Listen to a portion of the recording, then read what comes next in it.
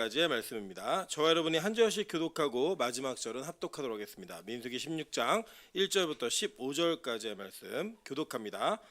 레위의 증손 고핫의 손자 이스라엘의 아들 고라와 루벤 자손 엘리압의 아들 다단과 아비람과 벨렛의 아들 온이 당을 짓고 이스라엘 자손 총회에서 택함을 받은 자 곧 회중 가운데서 이름 있는 지휘관 250명과 함께 일어나서 모세를 거스르니라. 그들이 모여서 모세와 아론을 거슬러 그들에게 이르되 너희가 분수에 지나도다. 회중이 다 각각 거룩하고 여호와께서도 그들 중에 계시거늘 너희가 어찌하여 여호와의 총회 위에 스스로 높이느냐. 모세가 듣고 엎드렸다가 고라와 그의 모든 무리에게 말하여 이르되 아침에 여호와께서 자기에게 속한 자가 누구인지 거룩한 자가 누구인지 보이시고 그 사람을 자기에게 가까이 나오게 하시되 곧 그가 택하신 자를 자기에게 가까이 나오게 하시리니 이렇게 하라. 너 고라와 내 모든 무리를 향로를 가져다가 내일 여호와 앞에서 그 향로에 불을 담고 그 위에 향을 두라. 그때 여호와께서 택하신 자는 거룩하게 되리라. 레위 자손들아 너희가 너무 분수에 지나치느니라. 모세가 또 고라에게 이르되 너희 레위 자손들아 들으라. 이스라엘의 하나님이 이스라엘 회중에서 너희를 구별하여 자기에게 가까이 하게 하사 여호와의 성막에서 봉사하게 하시며 회중 앞에 서서 그들을 대신하여 섬기게 하심이 너희에게 작은 일이겠느냐. 하나님이 너와 내 모든 형제 레위 자손으로 너와 함께 가까이 오게 하셨거늘 너희가 오히려 제사장의 직분을 구하느냐. 이를 위하여 너와 너희 무리가 다 모여서 여호와를 거스르는도다. 아론이 어떠한 사람이기에 너희가 그를 원망하느냐. 모세가 엘리압의 아들 다단과 아비람을 부르러 사람을 보냈더니 그들이 이르되 우리는 올라가지 않겠노라. 내가 우리를 적과 꿀이 흐르는 땅에서 이끌어내어 광야에서 죽이려 함이 어찌 작은 일이기에 오히려 스스로 우리 위에 왕이 되려 하느냐. 이뿐 아니라 내가 우리를 적과 꿀이 흐르는 땅으로 인도하여 들이지도 아니하고 밭도 포도원도 우리에게 기업으로 주지 아니하니 내가 이 사람들의 눈을 빼려느냐. 우리는 올라가지 아니하겠노라. 합독합니다. 모세가 심히 노하여 여호와께 여쭈아오되 주는 그들의 헌물을 돌아보지 마옵소서. 나는 그들의 낙이 한 마리도 빼앗지 아니하였고 그들 중에 한 사람도 해하지 아니하였나이다 하고. 아멘. 우리 주변에 있는 분들에게 이렇게 한번 인사하도록 하겠습니다. 당신 때문에 살맛이 납니다. 네, 우리가 얼굴을 볼 때마다 그 사람으로 인한 기쁨과 감사가 가득한 그런 빛과 소금게 되기를 주님의 이름으로 축원합니다. 네, 오늘은 민수기 16장 1절부터 15절까지의 말씀을 가지고 삼켜진 자의 자손의 노래라는 제목으로 하나님 말씀 증거하도록 하겠습니다. 원래 이 민수기의 원래 히브리어 성경 제목은 그 광야에서라고 하는 제목입니다. 그러니까 그 광야에서 무슨 일이 있었는가예요. 이게 이제 번역되다 보니까 이제 그 넘버스라고 하는 그 민수기 사람 숫자를 세다 여자 이름 아닙니다. 민수기라고 하는 그 성경으로 우리에게 주어졌지만 원래 제목은 그 광야에서라고 하는 제목입니다. 그러면 이제 그 광야에서 무슨 일이 있었는가? 사실 우리가 흔히 알고 있는 이스라엘 백성들의 광야 생활 이렇게 이야기하시면 이건 출애굽기에 있는 얘기가 아니라 민수기에 있는 이야기입니다. 그러니까 민수기에서 광야 생활을 그들이 약 38년 정도의 시간을 하게 되는데 그 시간 동안에 광야에서 이스라엘 백성들이 한 일은 하나님을 대적하는 일의 연속이었습니다. 그거는 이스라엘 백성들도 그랬고 모세도 그랬고 심지어는 아론과 모세까지 지도자 그룹 전체가 다 하나님을 어떻게 대적했는가를 성경은 너무나 낱낱이 자세하게 기록하고 있습니다. 오늘은 그중에 이 16장은 그 공동체 안에서 특별한 직무를 받았던 레위 지파 안에 있었던 이 사건을 우리에게 소개하고 있음을 알게 됩니다. 이 내용을 보시면 먼저는 우리 이것을 좀 기억하시면 좋겠어요. 보통 우리 일반적으로 지금 현대 그리스도인들 특별히 한국교 성도들은 레위 지파다 그럼 다 제사장인 줄 알고 계신데 실제 그렇지 않습니다. 레위 지파 안에서 제사장 그룹은 아론의 직계만 제사장 그룹입니다. 그리고 나머지는 다 그냥 레위인들이에요. 그리고 이 레위인들은 뭘 했는가? 이 제사장의 업무를 돕는 것과 그들과 연합하여 하는 일들을 감당했습니다. 이것을 감당하는 것은 레위 지파뿐만 아니라 여러분 잘 알고 계시는 나실인 아시죠? 나실인들도 필요에 따라 이 성막에서 봉사하는 일들을 섬겼다라고 성경은 기록하고 있습니다. 그러니까 직분 자체가 구분되어 있었던 사람들이었어요. 그런데 이제 어떤 일이 벌어졌냐 한번 볼게요.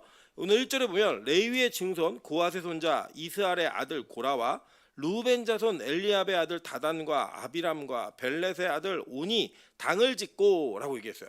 이들이 당을 지은 이유는 뭐냐면 모세와 아론을 대적하기 위함이었습니다. 자, 그렇다면 이 고라라고 하는 레위 족속의 한 지파의 한 아들은 왜 불만을 갖게 되었는가? 이제 성경을 통해 한번 유추해 보도록 할게요. 자, 민수기 4장 4절부터 6절, 15절 한번 보겠습니다. 고핫 자손이 회막 안에 지성물에 대하여 할 일은 이러하니라. 진영이 전진할 때 아론과 그의 아들들이 들어가서 칸 막는 휘장을 걷어 증거궤를 덮고 그 위를 해달 가죽으로 덮고 그 위에 순청새 보자기를 덮은 후에 그 채를 꿰고 이렇게 얘기했어요. 자, 그러니까 고핫 자손이 하는 일이 뭐였냐면 회막 안에 있는 지성물에 대하여 일을 했다라는 거예요. 자, 그러니까 여러분 흔히 아시는 우리 성막을 다 배우셨으니까 이 회막 안에 있는 지성물이라고 얘기하면 여러분 우리 흔히 얘기하는 성소 아시죠? 성소. 그 성소 안으로 들어가면 성소는 지성소와 성소로 구분되어 있었죠. 그 성소에는 뭐가 있었어요? 떡상, 떡상이 있었고 등잔대가 있었고 분향단이 있었죠. 그리고 지성소 안에는 뭐가 있었어요? 법궤. 요게 대표적인 지성물입니다. 그러니까 요거를 이동할 때 옮기는 그 사역이 누구의 사역이었어요? 고핫 자손의 사역이었다라고 성경 소개합니다. 자, 그런데 이 15절 한번 읽어볼게요. 진영이 떠날 때 아론과 그의 아들들이 성소와 성소의 모든 기구 덮는 일을 마치거든 고핫 자손들이 와서 맬 것이니라. 그러나 성물은 만지지 말라. 그들이 죽으리라. 회막 물건 중에서 이것들은 고핫 자손이 맬 것이며 라고 얘기했어요. 자, 그러니까 이들은 이 성물을 만질 수 있는 자격은 있었어요, 없었어요? 없었어요. 그럼 뭐 하느냐? 포장도 다 제사장들이 하는 거예요. 포장도 제사장들이 하고 덮는 것도 다 합니다. 그러고 나면 그렇게 덮어놓은 걸 딱 이동할 때 어떻게 이동하라 했냐면 매어서 이동하라고 얘기한 거예요. 자, 그러니까 이들은 이 성물을 옮길 때, 지성물을 옮길 때 매어서 이동해야만 하는 일이 있었습니다. 실제로 성경은 더 자세하게 기록해놨습니다. 민수기 7장 6절부터 9절입니다. 모세가 수레와 소를 받아 레위인에게 주었으니 곧 게르손 자손들에게는 그들의 직인대로 수레 둘과 소 4마리를 주었고 무라리 자손들에게는 그들의 직인대로 수레 4과 소 8마리를 주고 제사장 아론의 아들 이다말에게 감독하게 하였으나 고핫 자손에게는 주지 아니하였으니 그들의 성소의 직임은 그 어깨로 매는 일을 하는 까닭이었더라라고 얘기합니다. 자, 그러니까 이 레위 자손들이 나누어져서 이 성막에 관련된 일을 감당할 때 이 게르손 자손과 무라리 자손에게는 뭘 줬어요? 소하고 수레를 줬단 말이에요. 지금 얘기하면 트럭을 준 거예요. 트럭을. 야, 너네 여기서 실어서 날라 이렇게 얘기한 거예요. 근데 이 고핫 자손들에게는 성소의 직임이 뭐였냐면 메고 다니는 거예요. 얘네한테는 소도 줄 필요가 없고 수레도 줄 필요가 없는 겁니다. 이 제 사촌 동생이 군대에 갔을 때 자기가 운이 되게 좋은 사람이래요. 왜 좋냐 그랬더니 자기가 병과에서 맡고 있는 무기가 차에 타는 첫 번째 무기래요. 그러니까 뭐냐면 사람이 들고 다니는 무기가 있는데 그 들고 다니는 것 중에 무게가 일정 이상이 되면은 차에 실게 하는데 그 실게 하는 경계선에 자기 무게가 있다는 거예요. 행군하면 자기는 차를 타고 다닙니다. 자기 옆에 있었던 애는 자기 바로 밑에 있는 구람수의 킬로그램의 무기를 들고 다니는데 이게 들고 다니는 무기 중에 제일 무거운 무기래요. 그래갖고 얘는 맨날 이거 들고 40km 행군을 가는 거예요. 근데 얘는 뭐 타고 다녀요? 차 타고 다니면서 주님의 은혜야 그렇게 막 얘기하더라고요. 그런 얘기를 하는 걸 봤을 때 이 무라리 자손과 게르손 자손들에 비해서 고핫 자손들은 상대적인 박탈감을 느낄 수 있었어요, 없었어요? 있었다라는 거예요. 무거워요. 제일 무거워요. 그것도 안에 있는 거 보면은 막 벗개, 등잔, 그리고 떡상, 분향단 이런 거를 다 만든 재료가 뭐냐? 금, 도금이나 금이었잖아요. 그러니까 이게 가벼운 무게가 아니었다라는 거예요. 근데 하나님은 그들에게 무엇을 맡겼냐면 그것을 어깨로 메고 다니라고 얘기하신 거예요. 그러니까 40년 동안 소 타고 다니고 수레 싣고 다니는 지파가 그 족속이 있었던 반면 이 고핫 자손들은 뭐 하고 다니는 거예요? 어깨 메고 다니는 거예요. 억울하다 안 억울하다? 억울하다. 예. 예를 들어 우리가 그럴 수 있잖아요. 뭐 부활절이나 이렇게 맞춰서 대청소를 교회 하는데 어떤 사람들은 뭐 본당에 바닥 청소하고 하는데 막 제비를 뽑았더니 누구는 저 위에 창고가 걸린 거예요. 창고가 통풍도 잘 안 되고 먼지도 제일 많고 이런 창고에 걸리면 거길 청소하다가 보면 이 청소해야 하는 마음이 처음에는 기쁜 마음을 할 수 있는데 매년 부활절마다 자기 걸린다 한번 생각해 보세요. 제비 뽑았는데 그럼 이거 화 난다 안 난다? 저는 나는 게 마땅하다고 생각합니다. 당연하다고 생각해요. 그게 여러분 그런데 성경은요 우리가 하나님 앞에서 섬김으로서의 부르심 받은 직무가 다른 차등이 있다라고 너무나 분명하게 얘기하고 있다라고 하는 겁니다. 한번 볼까요? 마태복음 25장 14절부터 15절입니다. 또 어떤 사람이 타국에 갈 때 그 종들을 불러 자기 소유를 맡긴 것 같으니 각각 그 재능대로 한 사람에게는 금 5달란트를, 한 사람에게는 2달란트를, 한 사람에게는 1달란트를 주고 떠났더니라고 얘기해요. 자, 보면 우리는 보통 이 달란트를 탤런트로 이해해가지고 5달란트 자체가 재능으로 우리 이해하시는 분들이 계시지만 성경은 그렇게 기록하지 않았어요. 뭐냐면 원래 이 주인이 떠날 때부터 그 종들의 역량을 정확히 파악하고 있었다는 겁니다. 그러게 보면은 각각 그 재능대로라고 하는 이 헬라어가 디나미스라고 하는 단어인데, 여러분 이게 어떤 언어로 이게 그 어원이 되냐면 영어에 보면 다이나믹이나 다이나마이트 있죠. 힘, 파워, 능력 이런 걸 나타내는 그런 단어로 이게 나중에 발전이 됩니다. 그러니까 이게 뭐냐면 각각의 능력이 달랐다는 거예요. 그러니까 2달란트 받은 사람은 그 2달란트를 운영할 수 있는 능력은 있지만 5달란트는 안 되는 사람인 거예요. 그리고 5달란트는 5달란트 받는 사람을 그걸 운영할 수 있는 능력이 있는 사람이었죠. 그러니까 이제 1달란트가 보통 지금으로 대충 한 사람은 60억 정도가 돼요. 그러면 60억이라면 5달란트는 몇 억이에요? 300억 곱하기 어려우세요? 예, 300억 정도. 여러분 300억이 있다라고 생각하면 어떤 사람은 더 있었으면 좋겠다라고 생각하는 사람도 있는데, 어떤 사람은 300억을 얘기하는 순간 심장이 멎는 사람도 있어요. 이거 어디다 다 쓰지? 그러니까 자기가 다룰 수 있는 역량이 분명히 달랐다라고 성경 얘기하는 거예요. 근데 여러분 잘 보세요. 이 5달란트 받은 사람들 그리고 2달란트 받은 사람은 자기가 열심히 사업을 해갖고 그것만큼 남겼어요. 근데 1달란트 받았던 종은 어떻게 했죠? 숨겨놨는데 이유가 뭐였냐면 주인에 대한 불만이었단 말이에요. 뭐가 불만이냐면 쟤는 5 주고 얘는 2 줬는데 왜 나는 하나밖에 안 줘? 이게 불만이었어요. 그래서 묻어뒀고 뭐라고 했냐면 당신은 심지 않은 데서 거두고 해치지 않은 데서 모으는 사람인 줄 내가 알고 있었다. 그래서 내가 이것이 손해보면 안 될까봐 묻어놨다라고 얘기를 해요. 주인이 뭐라고 얘기하죠? 이 악하고 게으른 종아, 그렇다면 네가 이자놀이라도 했어야지. 이게 나한테 그거를 그냥 이대로 갖고 와? 너 문 밖으로 쫓겨날 거야 얘기했어요. 여러분 근데 여기서 더 놀라운 일이 뭔지 아세요? 그렇게 5달란트, 2달란트를 차등적으로 받았던 종들 있잖아요. 이 종들을 이 주인은 단어 하나, 문장에서 단어 하나 틀리지 않고 동일하게 칭찬합니다. 착하고 충성된 종아, 내가 작은 일에 충성하였으므로 내가 큰 일을 너에게 맡길 것이다. 이게요 똑같아요. 그러니까 이제 뭐냐면 여러분 이렇게 생각하시면 되는 거예요. 하나님이 우리에게 능력이라는 걸 부여하시는데 그 능력은 분명히 차등합니다. 차등해요? 여러분 예를 들어서 저도 이제 또 보면은 유은 사모님 같은 사람이 노래를 하잖아요. 찬양을. 그 찬양이 참 듣기 좋잖아요. 그죠? 듣기 좋은데 제가 하면 그렇게 듣기 좋진 않아요.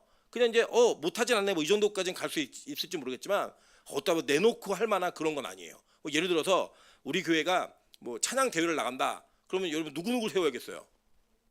예? 그죠? 뭐 이훈, 뭐 서근영 이렇게 노래 잘하는 사람 이동아 불러야죠. 세워야 될 거 아니에요. 예, 그런 사람 세우고 반주는 누가 해야 돼요? 그 명수, 하은이 뭐 이런 사람들 여기 하는 사람들 해야죠. 이런 사람들 하는 게 맞아요. 여기다가 반주의 임철 목사, 예, 드럼의 이승재 강도사, 예, 그죠? 그다음에 찬양에 누구 할까요? 찬양에 뭐 최재금 권사님. 그럼 이게 뭐예요? 꼴찌 맡아놓은 거죠. 이거는 그냥 나가서 그냥 저희는 찬양대회 나간 게 아니라 코믹대회 나간 거예요. 그냥 장기자랑하려고 웃기게 해주려고. 여러분 이게 받은 은사가 다르다라고 하는 거 이거를 무시할 수 없다라는 겁니다. 제가 여러분 가끔씩 하나님은 우리의 능력과 상관없이 일하신다라고 얘기하는 거 오해하지 마세요. 그게 능력과 상관없이 하나님은 공평한 기회를 주신다가 아니에요. 우리가 맞는 은사에 맞게 일을 하게 하시는데 자기에게 그 주신 은사가 발휘되어지는 영역은 조금 다를 수 있고 그 능력 자체가 차이가 있을 수 있어요. 근데 여러분 마지막을 보시자고요. 만약에 여러분 이런 겁니다. 하나님이요 5달란트 받은 자와 2달란트 받은 자를 차별하셨다면 우리는 어떻게든 내가 5달란트 받는 자의 역량을 갖춰야 돼요. 근데 성경 그러지 않더라는 거예요. 제가 쉽게 예를 들어 드릴게요. 여러분 시급이 똑같은데 하루 종일 손님이 오는 가게가 있고요. 하루에 1명, 2명 오는 가게가 있어요. 어디서 일하실 거예요? 네? 어디서 일하실 거예요? 시급은 똑같아요. 어디서 일하고 싶으세요? 네, 그거예요. 마지막에 하나님께서 주시는 결론은 똑같은데 하나님이 우리에게 맡겨진 그 역량에 따라 하는 일들은 그 역량에 맞게 다르게 차등적으로 주셨지만 결과는 어떻다? 똑같다라는 거예요. 이걸 잊으시면 안 된다는 겁니다. 그러니까 이런 거예요. 쉽게 생각해서 나는 너무 찬양하고 싶은데 노래가 안 되는 사람도 있잖아요. 걱정하지 마세요. 그냥 여러분 혼자 은혜 받으시면서 찬양하시면 돼요. 그래도 여러분 그걸 하나님께서 영광으로 받으신다라는 거예요. 반면에 너무 남들에게도 들리기 좋은 찬양을 하는 사람들 있잖아요.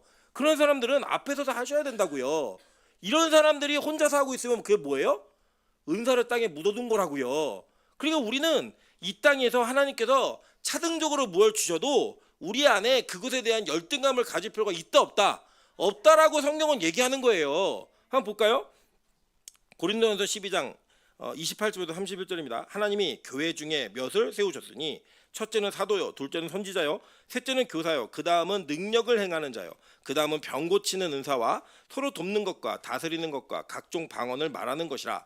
다 사도이겠느냐, 다 선지자이겠느냐, 다 교사이겠느냐, 다 능력을 행하는 자이겠느냐, 다 병 고치는 은사를 가진 자이겠느냐, 다 방언을 말하는 자이겠느냐, 다 통역하는 자이겠느냐. 너희는 더욱 큰 은사를 사모하라. 내가 또한 가장 좋은 길을 너희에게 보이리라 라고 얘기했어요.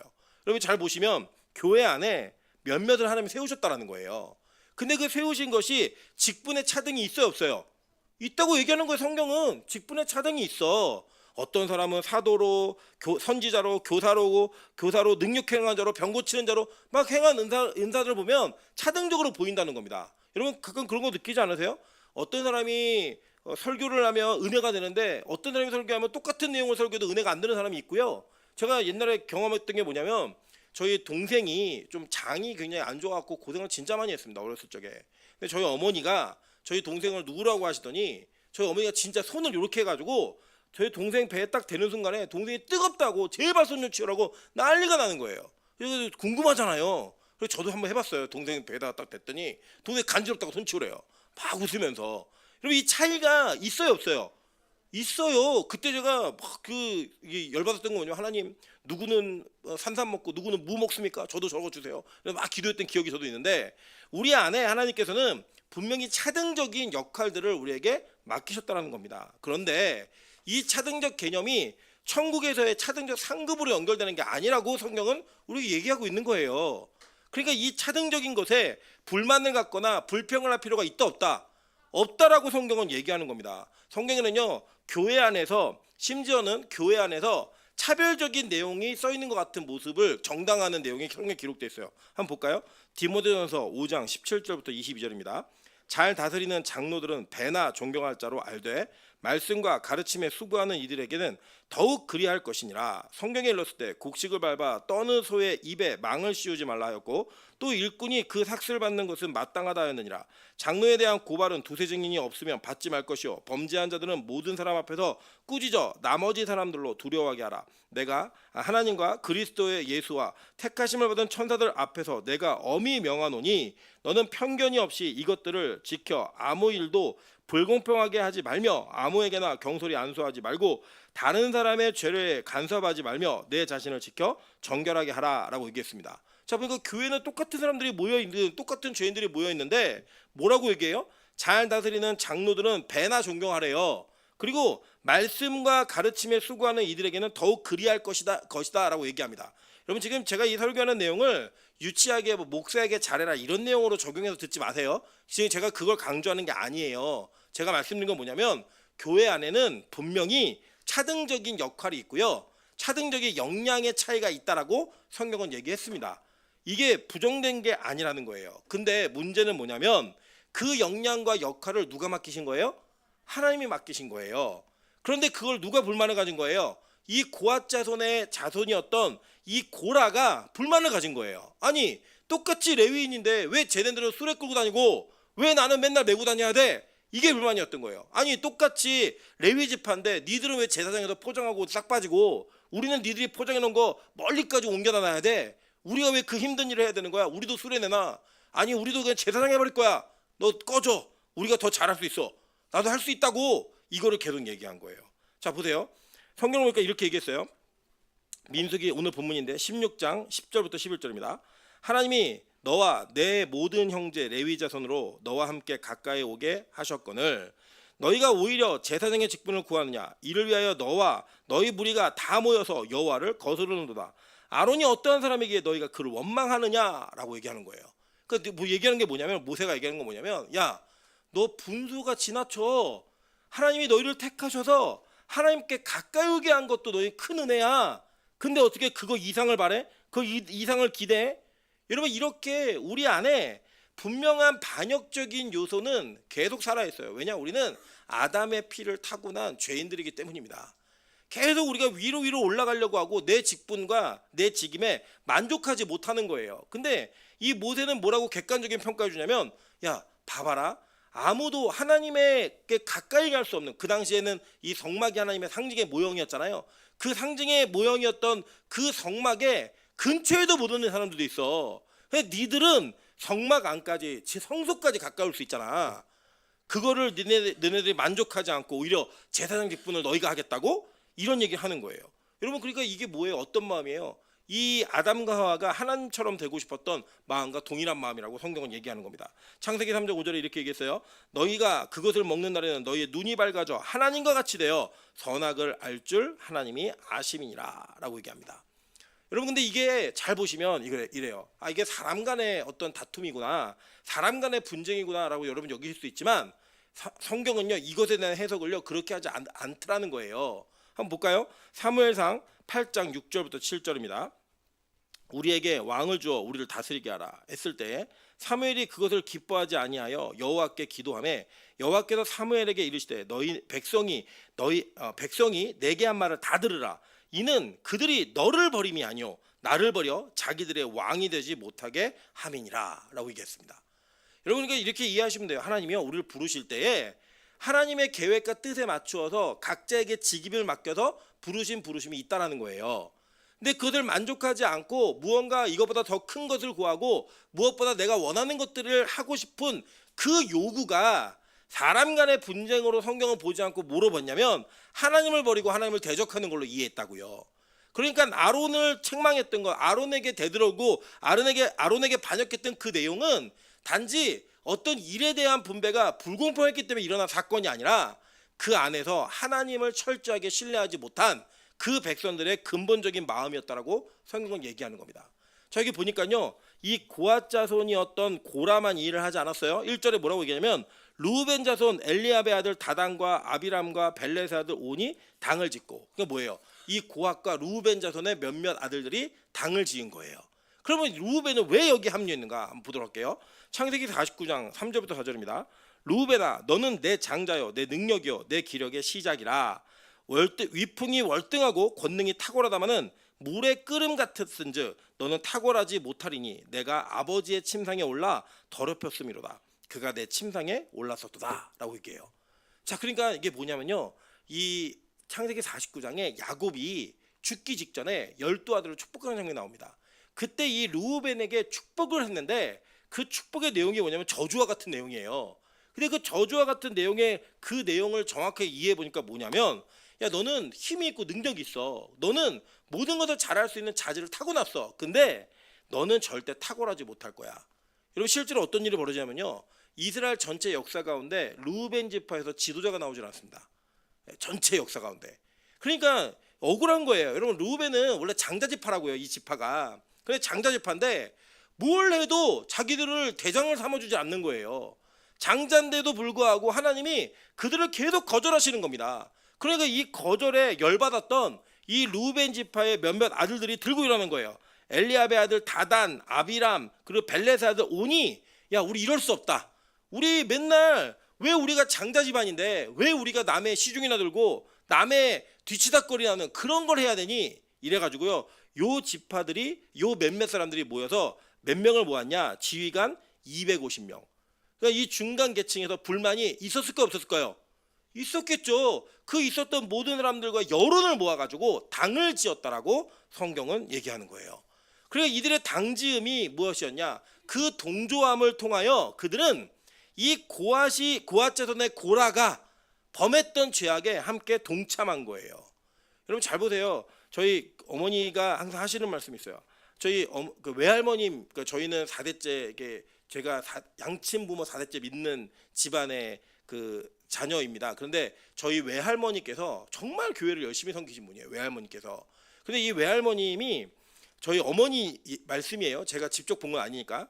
외할머님이 교회를 참 열심히 섬기셨는데 잘못한 게 있으시다라는 거예요. 잘못한 게. 그게 뭐냐 그랬더니 그 교회에 대한 불만과 교회에 대한 불평을 얘기하는 사람들 말을 다 들었다는 거예요. 항상 다 들었다는 거예요. 그거를. 그래 나중에 하나님께서 그 책임을 물을 때 저희 어머니 말씀이에요. 그걸 할머니에게 물으시더라는 거예요. 하나님이. 왜냐? 그 동조함이 하나님이 보시기에는 올바르지 않았기 때문에 책망받을 만한 충분한 일이었다라고 성경이 얘기한 것이 우리 집안에 있었어라고 얘기하는 겁니다. 여러분 이게 얼마나 무서운 일이라면 우리가 가끔은 불만이 없는데 갑자기 불만이 생길 때가 있어요. 뭐냐면 이제 예를 들어 부부관계 아무 문제가 없는데 다른 집안의 남편을 보면서 그 남편의 어떤 따뜻함과 그 막 약간 이 스윗함 이런 걸 딱 느끼면 그 부인이 이렇게 해요. 네 남편은 안 해줘? 이렇게 얘기하면 그때부터 뭐가 치밀어 올라요. 아무 문제 없었는데 막 불만이 폭주하고 그래 내가 결혼을 잘못했다. 저 더러운 인간을 만나갖고 내가 인생이 망했구나. 이런 잘못된 생각들이 막 올라오더라는 거예요. 그러면서 모여가지고 시댁 욕하고 남편 욕하고 이렇게 번지기 시작하면 이거 감당할 수 없게 번지더라는 겁니다. 여러분 교회 안에도요 이런 일이 정말 많습니다. 교회에 대한 불평과 불만을 얼마든지 얘기할 수 있다라고 하는 건 저는 가능하다고 생각을 해요. 그런데 이거를 뒤에서 얘기하는 거 옳지 않습니다. 오히려 그걸 정말 고쳐야 되는 문제면 올바른 방법을 통해서 절차를 통해서 교회에게 항의하시는 거 하셔야 돼요. 그런데 이거를 마치 뒤에서 막 사람을 모아서 당을 지어서 이렇게 하잖아요. 그럼 하나님이 그 많은 사람도 분명히 책망하시지만 거기에 동조한 사람들도 반드시 같은 처벌을 받게 하시더라는 거예요. 성경 그렇게 얘기했어요. 여러분 잘 보세요. 뭐라고 얘기했냐면 성경에 복 있는 사람에게는 어떤 복을 얘기했냐면 복 있는 사람은 악인들의 꾀를 따르지 아니하며 죄인들의 길에 서지 아니하며 오만한 자들의 자리에 앉지 아니하고 오직 여호와의 율법을 즐거워하여 그의 율법을 주야로 묵상하는도다라고 얘기했다고요. 복 있는 사람의 특징이 뭐예요? 악인과 함께하지 않는 거예요. 나는 안 그랬어? 하지 마시라고요. 그것 자체가 그냥 들어주고 있는 것 자체도 거기에 그 범죄 영역에 들어간다라고 성경은 얘기하고 있는 거예요. 여러분 잘 보세요. 계속 보시면요 이렇게 얘기합니다. 잠언 1장 10절부터 15절 한번 볼게요. 내 아들아 악한 자가 너를 꿰을지라도 따르지 말라. 그들이 내게 말하기를 우리와 함께 가자. 우리가 가만히 엎드렸다가 사람의 피를 흘리자. 죄 없는 자를 까닭 없이 숨어 기다리다가 스울같이 그들을 산채로 삼키며 무덤에 내려가는 자들같이 통으로 삼키자. 우리가 온갖 보화를 얻으며 빼앗은 것으로 우리의 집을 채우리니 너는 우리와 함께 제비를 뽑고 우리가 함께 전대 하나만 두자 할지라도 내 아들아 그들과 함께 길에 다니지 말라. 내 발을 금하여 그 길을 밟지 말라라고 얘기했어요. 길도 밟지 말래요. 같이. 성경은 그들과 같이 하지 말라라고 얘기했습니다. 여러분 왜냐하면요 잘 보시면 이 반역의 결과가 뭐였는지를 보셔야 돼요. 민수기 16장 30절부터 35절 제가 읽어드릴게요. 그대로 여러분 다 같이 읽겠습니다. 시작. 아니 여호와께서 세일을 행하사 땅이 입을 열어 이 사람들과 그들의 모든 소유물을 삼켜 산채로 수올에 빠지게 하시면 이 사람들이 과연 여호와를 멸시한 것인 줄을 너희가 알리라. 그가 이 모든 말을 마치자마자 그들이 섰던 땅바닥이 갈라지니라. 땅이 그 입을 열어 그들과 그들의 집과 고라에게 속한 모든 사람과 그들의 재물을 삼킴에 그들과 그의 모든 재물이 산채로 수올에 빠지며 땅이 그 위에 덮이니 그들이 회중 가운데서 망하니라. 그 주위에 있는 온 이스라엘이 그들의 부르짖음을 듣고 도망하여 이르되 땅이 우리도 삼킬까 두렵다 하였고 여호와께로부터 불이 나와서 분향하는 250명을 불살랐더라. 자 보시죠. 여기 보니까 그 결과가 뭐예요? 성경이 그냥 아주 그냥 간단히 정리했어요. 망하니라. 회중 가운데서 망하니라라고 얘기했다고요. 이 결과 이렇게 참혹했다라고 성경은 얘기하는 겁니다. 여러분 그래서요 진짜 유다서에서도 이 얘기를 그대로 옮겨줬어요. 유다서 1장 11절부터 13절입니다. 화 있을진저 이 사람들이여 가인의 길에 행하였으며 삭슬 위하여 발람의 어그러진 길로 몰려갔으며 고라의 패역을 따라 멸망을 받았도다. 그들은 기탄 없이 너희와 함께 먹으니 너희의 예찬의 암초여 자기 몸만 기르는 목자여 바람에 불려가는 물 없는 구름이여 죽고 또 죽어 뿌리까지 뽑힌 열매 없는 가을나무여 자기 수치의 거품을 뿜는 바다의 거친 물결이여 영원히 예비된 캄캄한 흑암으로 돌아갈 유리하는 별들이라. 여러분 이게 얼마나 참혹하면 이게 그냥 간단히 요약하면 이거예요. 너 지옥 가 이거라고요. 그러니까 여러분 명심하십시오. 그냥 이렇게 자녀들 앞에서 자녀들 앉혀놓고 교회 욕하고 교육자 욕하고 다른 권사 다른 장로 욕하고 이런 거를 그대로 보여주는 그 모든 게 내 자녀 망하라고 등 떠미는 거예요. 그냥 같이 망하자고. 여러분 그런 일 있을 때 얘기하세요. 그냥 나 배 아파 집에 가야겠어. 나오세요. 그냥 동참하지 말라고 성경은 분명히 얘기한 겁니다. 요새도 이제 한국교회 여러 가지 어려운 문제들이 있잖아요. 이런 어려운 문제가 있는데요. 그걸 얘기하지 말라는 건 아니에요. 근데 얘기하는 목적이 있으셔야 돼요. 예를 들면 이 사건을 통해 우리가 이런 것들을 바꾸자, 우리가 이런 것들을 변화하자, 우리가 자성하자라는 이야기 하실 때는요 얼마든지 하세요. 근데 만약에 그것 자체를 이슈로 만들기 위해서 어머 그 교회 그랬대, 그 목사가 그랬대, 그 장로 그 권사가 이런 일을 저질렀대, 이것만 말하고 끝날 거면 얘기하지 마시라고요. 성경은 그렇게 말하면서 교회 공동체를 분열시키고 분리시키는 일들을 지옥 가는 결과물로 우리에게 응답을 해줬다고요. 지옥 간다고. 여러분 이제 이런 얘기만 들으면 아우 교회가 무서워 막 저런 얘기한다 얘기하시지만요 실제 고라자손이 그렇게 망했어요. 여러분 놀라운 일이 뭔지 아세요? 하나님은요 이러한 상황 속에서도 그 고라자손에 대한 구원의 통로를 완전히 닫지 않으시더라는 거예요. 여러분 우리가 성경에 나와 있는 이 죄인들의 모습을 보면서 야 이거 들어보니까 이거는 저 이 목사가 들어야 되는 얘기야, 저거는 이 뭐 방장로가 들어야 되는 얘기야, 이렇게 듣지 마시고 내 안에 있는 문제를 여기시라고요. 우리에게 반역의 영이 있어요 없어요? 있잖아요. 우리가 누군가 당을 지어서 여론을 형성해서 누군가를 넘어뜨리고자 하는 시도를 우리 할 때 있어요 없어요? 있어요. 저 사람이 하는 일이 내가 하는 일보다 더 중요해 보이고 더 소중해 보이니까 내가 저걸 뺏고 싶고 내가 그 자리에 같이 앉고 싶은 마음이 있어요 없어요? 우리는 있다고요. 그런 마음이 있는 우리가 고라 자손이에요. 그냥 고라예요 고라. 근데 하나님이 그 고라 자손을 멸망시킬 때에 그 멸망 가운데 소망을 두시더라는 거예요. 그 소망이 뭔지 아세요? 제가 읽어드릴게요. 자 민수기 26장 7절부터 11절입니다. 이는 루벤 종족들이라 계수된 자가 43,730명이었더라. 발루의 아들은 엘리압이요 엘리압의 아들은 누무엘과 다단과 아비람이라. 자 익숙한 이름들 많이 나오죠. 망한 자들이에요 얘네들. 근데 보세요.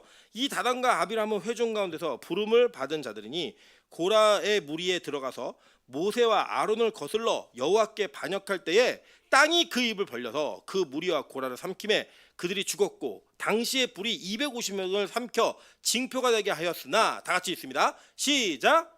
고라의 아들들은 죽지 아니하였더라. 아멘. 이 고라의 아들들이 죽지 않았다라고 성경은 얘기하는 거예요. 여러분 이게 이 고라의 아들들이 죽지 않은 게 그냥 그거 하나만을 얘기하는 게 아니라 그 이후에 더 큰 메시지를 이렇게 전달하고 있는데 자 제가 간제히 실어드렸는데 시편 42편 44편 45 46 47 48 49 84 85 87 88 이게 누구의 노래인지 아세요? 고라 자손의 시예요. 이 고라 자손의 시를 읊었는데 하나님을 향한 노래를 불렀는데 그 노래 가운데 무슨 내용이냐 우리 보시자는 거예요. 자 먼저는 접근하면 이거예요. 고라 자손이 고라가 왜 불만을 가졌죠? 하나님의 장막을 섬기는 일에 불평이 있었어요. 그러니까 차별받는다고 생각한 거예요.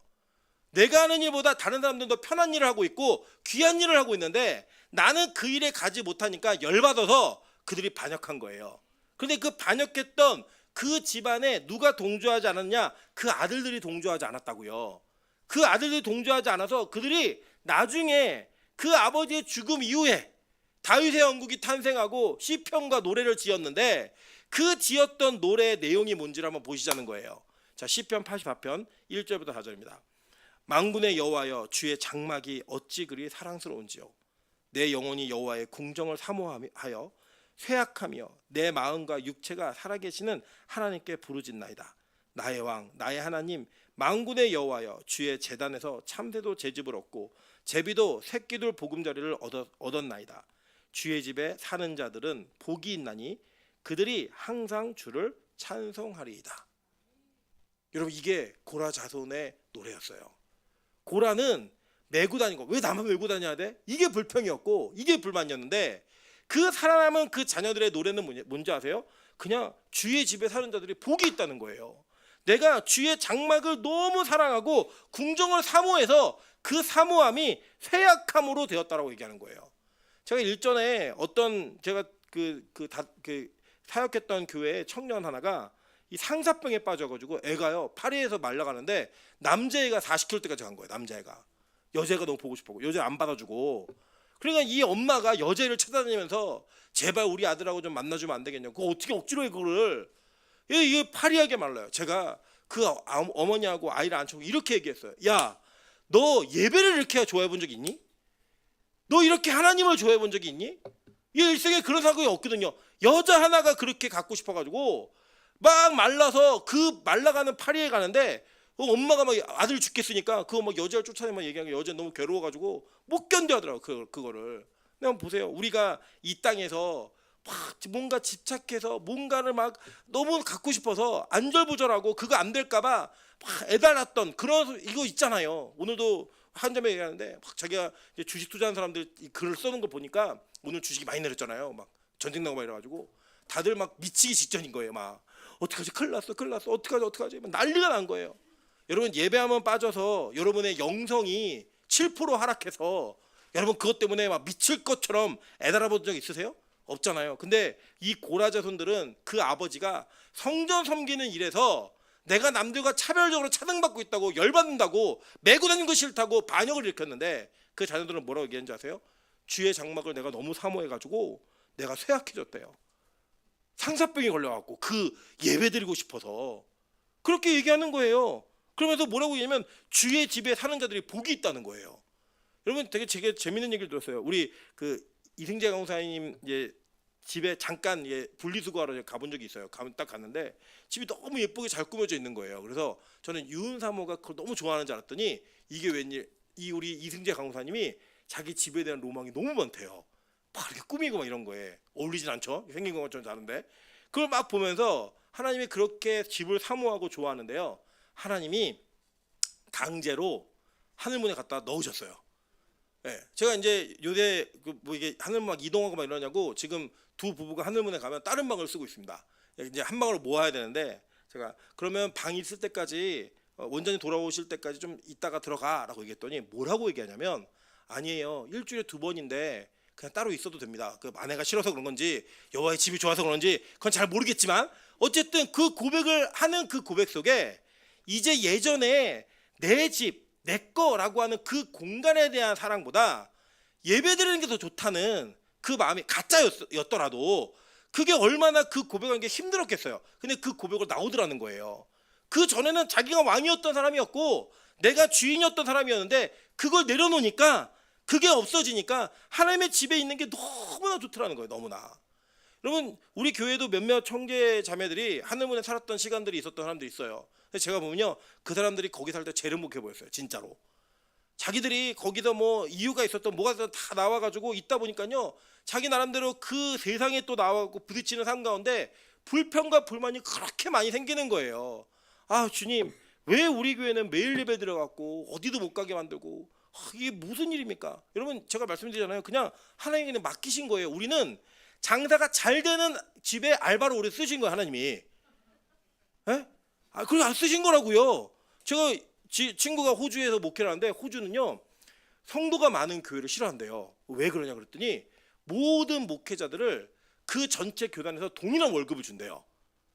모든 목회자들을 한 교단에서 교회별로 정하는 게 아니라 동일한 월급을 준대요. 그러니까 성도가 3명이 있어도 1000명 있는 교회 목사하고 3명 있는 교회 목사하고 월급이 똑같대요. 그러니까 목사들이 큰 교회를 안 가려고 그런대요. 그 오히려 큰 교회는 사역하기 어려운 곳, 그 자그마한 교회가 행복한 곳이에요. 그리고 제 친구 꿈이 3명 있는 교회를 발령받는 게 꿈이래요.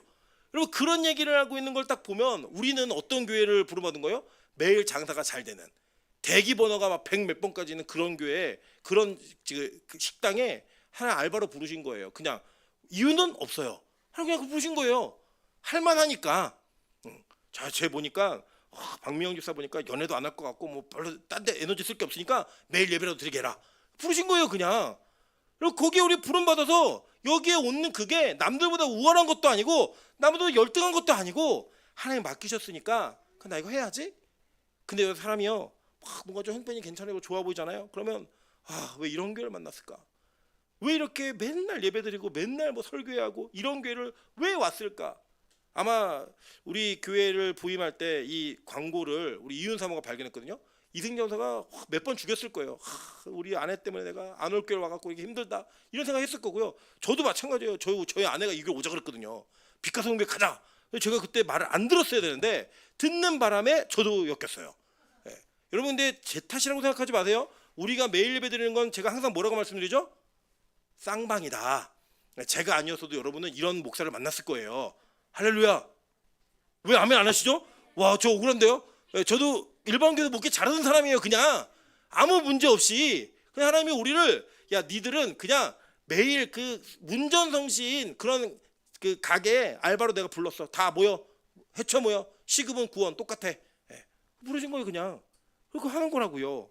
그런데 우리가 그걸 불만 갖고 불평하고 대들고 이러면 어떤 일이 벌어져요? 하나님이 그래? 너 탈락. 너는 패역한 자야. 너는 제 싸가지가 없는 거야. 그러면 우리 다 잘라버린다는 거예요. 그런데 여러분 보세요. 만약에 우리의 이러한 어떤 움직임이 있더라도 거기에 동참하지 않은 그 자손들은 뭐라고 노래했는지 아세요? 하나님 그냥 주의 성전에 내가 사는 게 너무 행복하네요. 너무 좋네요. 이걸 하는 거예요. 그 뒤에 이 고라 자손들이 뭐라고 고백하나 한번 보실게요. 똑같은 장소예요. 시편 84편 10절과 12절, 10절부터 12절입니다. 제가 읽어드릴게요. 주의 궁정에서의 한 날이 다른 곳에서의 첫날보다 나은즉 악인의 장막에 사는 것보다 내 하나님의 성전에 문지기로 있는 것이 좋사오니 여호와 하나님은 해요 방패이시라. 여호와께서 은혜와 영화를 주시며 정직하게 행하는 자에게 좋은 것을 아끼지 아니할 것임이니이다. 만군의 여호와여 주께 의지하는 자는 복이 있도다. 이게 고라 자손들의 시였다라는 거예요. 여러분 우리는 이 땅을 살아가면서 참 우리의 욕심대로 무언가를 원하고 만들고자 하는 욕심이 너무나 많아요. 그래서 심지어는 결혼부터 시작해서 직장, 자녀까지도 내 욕심대로 만들고 싶은 그 만듦에 대한 욕심이 너무나 많기 때문에 우리 항상 부족하고 비교가 됩니다. 나는 더 좋은 남편 만났으면 좋았을 걸. 나는 더 좋은 아내를 만났으면 좋았을 걸. 왜 내 새끼들은 이렇게 공부를 못하지? 공부를 잘하는 자녀들도 있는데 톡톡톡 대학도 붙어주고 돈도 많이 벌어주고 막 이랬으면 좋겠는데 왜 나는 그렇게 안 부르심을 받지 않았지? 그래서 부러워하고 불평하고 원망하면서 심지어는 그 사람들을 끌어내리고 그 사람들을 뭔가 해코지하려고 막 그렇게 하는 모습들이 우리 안에 너무나 많은 거예요. 너무나. 제가 이게 청년부를 오랫동안 하다 보니까 제가 무슨 장면을 발견했냐면 교회 공동체 안에 예쁜 여자가 오잖아요. 그러면 그 원래 일반적인 여자들끼리 모여갖고 헐뜯기 시작합니다. 제 코 한 것 같아요. 이것부터 시작해가지고 별의별 음해와 모든 것들을 다 얘기해요. 남자 잘생긴 애가 오잖아요. 형제들이 막 모여가지고 막 바람둥이니 뭐니 저렇게 생긴 애들은 재수가 없다느니 막 별의별 얘기들 다 해요. 왜 그런 얘기를 하죠? 자기가 가진 것에 만족하고 감사하지 못하는 그 태도가 상대로 하여금 그리고 상황으로 하여금 뭔가 불만스러움을 해소할 수 있을 만한 걸 만들어내기 위해 자꾸 도전하는 거예요. 누구를요? 하나님을. 여러분 잘 보세요. 이 땅에 전체 인구 가운데 역사의 전체 속에 하나님이 여러분만 창조하셨어요. 믿으십니까? 여러분 이게 얼마나 감사한 일이에요. 나만 나로 창조하셨다고요. 그리고 내 능력에 맞게 하나님이 나에게 은사를 주신 거예요. 내 능력에 맞게 직임을 주신 거라고요. 그 선을 넘지 마시고 그걸 감사하세요. 그래서 고라 자손은 어떻게 감사했어요? 하나님 내가요 매더라도요 주의 전에서 사는 게 너무 좋습니다.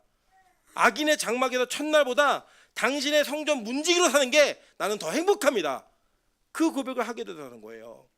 여러분 예수를 진짜 만나면 그 열등감이 치유됩니다. 비교의식이 진짜 치유됩니다.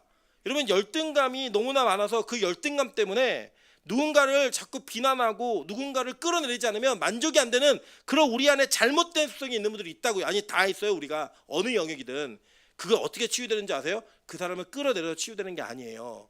내가 주님을 만나서 나를 부르신 하나님에 대한 만족과 감사가 터지는 순간 그것이 완벽하게 치유가 되어집니다. 여러분 저는 그 치유로 여러분에게 열등감으로 사는 인생이 아니라 여러분 하나님이 주신 주존감으로 사는 인생이 되길 소망합니다.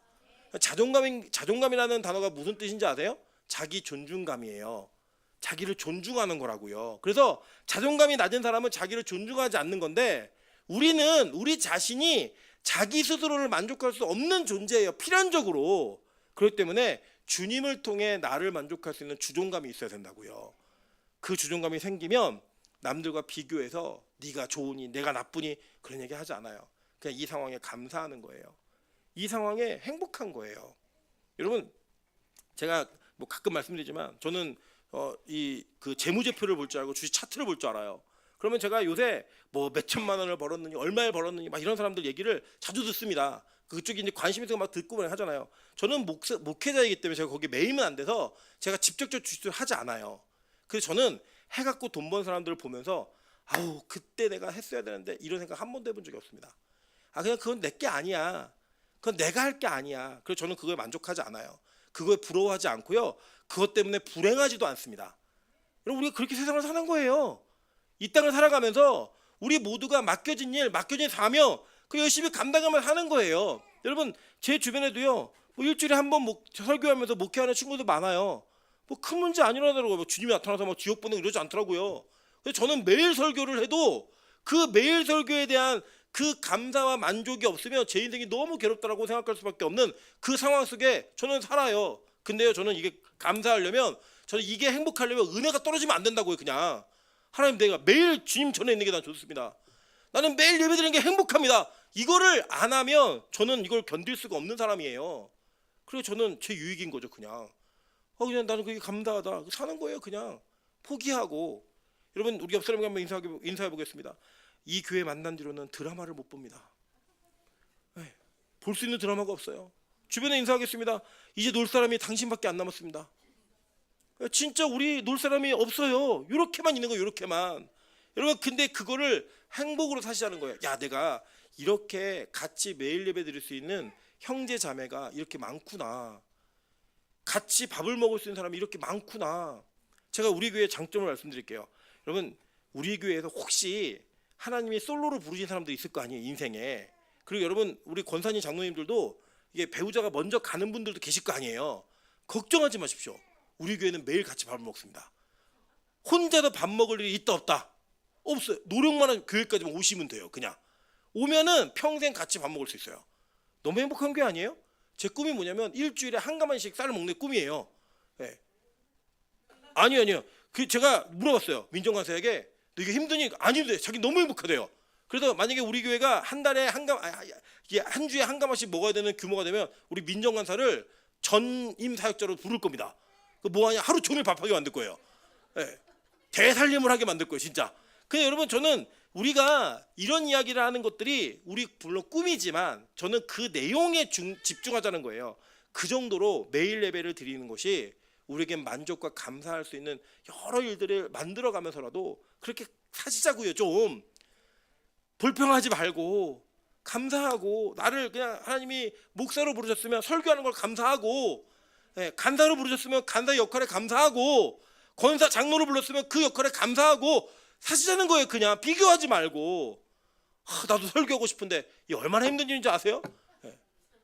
나도 부엌 들어가고 싶은데 여러분 못해요. 우리 민한 여사가 고백했어요. 자기가 집에서 열심히 만들었대요. 이제 남편도 먹여야 되니까 열심히 만들었는데 자기가 먹어도 맛이 없대요. 그 결국 결론은 뭐냐? 민정한 쌤한테 그거 밀키트 어디서 파는지 물어봐야겠대요.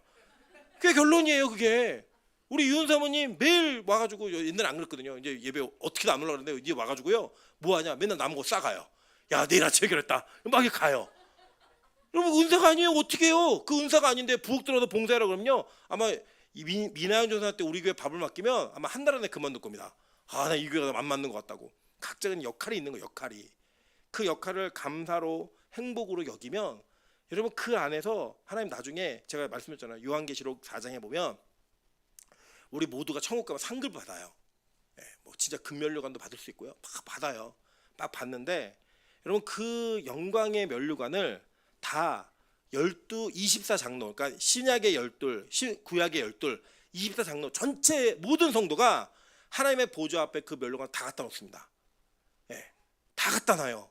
그 뭔지 아세요? 주님 이거 제가 한 게 아니라 주님이 저에게 하게 하신 겁니다. 그 모든 영광을 주님께 다 돌려드립니다. 어떤 누구도 자랑할 수 없어요. 어떤 누구도 자랑할 수 없어요. 다 누가 하게 하신 거니까. 하나님이 하게 하신 거니까. 그러니까 여러분 비교 그만하고 우리 하늘을 향한 노래를 그냥 부르는 거예요. 하나님 내가 뭐가 됐든 간에 성전 문지기라도 내가 교회에서 예배드리는 게 너무 좋습니다. 나 같은 인간을 하나님 부르셔가지고 매일 예배라는 걸 알게 하시니 너무 감사합니다. 여러분 그렇게 사시는 거예요. 우리 빛가소금교회 공예배 수요 공예배 수요일 날 제가 아직도 기억나는 거 우리 교회 처음 부임했을 때 수요예배 4분의 권사님만 이 자리를 지켰어요. 그랬던 그 교회가 이제 썬데이 크리스천들이 지금 그 수협에 이만큼 많이 오고 있는 거 아니에요? 너무 감사한 거 아닙니까? 그 감사가 이어져서 하나님, 내가 화요일도 성경 공부하게 하시고도 감사하고, 목요일도 예배드리게 하신 게 감사하고, 금요일도 예배드리는 게 감사합니다. 이 감사로 이어지면 여러분, 우리 안에 그냥 이게 고백이 되는 거예요. 우리 고라자손의 노래가 우리 안에 터지는 거예요. 내 안에 죄성이 있었지만 그 죄성에 합류해서 망하는 자가 되지 않고, 그 죄성을 이겨내고, 주님, 제가 성전 문지기라도 그게 좋습니다. 그렇게 살고 싶습니다. 이 고백을 하며 예수 그리스도의 은혜로 변화된 예배자가 어떠한 기쁨을 갖고 살아가는지를 보여줄 수 있는 저 여러분 되시기를 주님의 이름으로 축원합니다. 제가 오늘도 그러니까 밥 먹기 전에 우리 하윤이가 엄마를 너무 괴롭히는 거예요. 막 하윤이는 이렇게 뭘 해달라 그러지 않고요, 이렇게 소리 질러요. 그래서 제가 하윤이를 둘이 딱 붙들고 채바실에 들어갔어요. 들어가서, 하윤아, 울지 마. 이거는 반역하는 영이야. 소리 지르면 안 돼. 얘기했더니 얘가 말을 다 알아들어요. 막 눈물도 안 흘리는데 울어요. 으악! 울다가 엄마한테 갈래? 응. 밥 먹고 싶어? 응. 울지 마. 으악! 계속 이거를 한 30분 반복했어요. 나중에는요, 자기가 지쳐가지고 밥 먹으러 엄마한테 갈 거야? 응. 울지 마. 손 잡아. 그랬더니 손을 딱 잡더니 울질 않아요.